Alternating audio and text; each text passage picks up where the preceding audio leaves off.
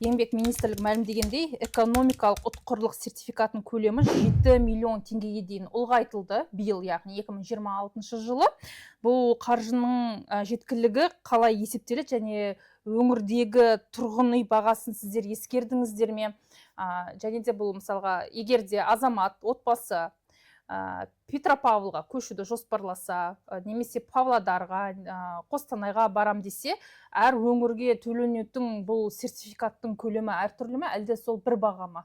Осы жайлы толығырақ жалпы бұл жобаның нақты алгоритмін көрермендерге түсіндіре кетсеңіз. Негізі үкімет әр жыл сайын мына көшуге арналған политикасын жетілдіруде.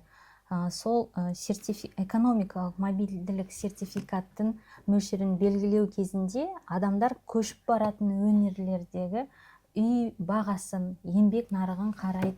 Негізі министрлік жағынан соған нақты қарайды соған. Яғни бүкіл өңірге, барлық баратын өңірге бірдей. 7 миллион теңге. Бір өңірге жаңағыдай 5 миллион, 6 миллион деген жоқ. Бекітілген негізі 7 миллионға дейін. Егер де көшіп қонушы адам үйдің бағасы 4 миллион болса, 5 миллион болса, сол баға үйге төленеді.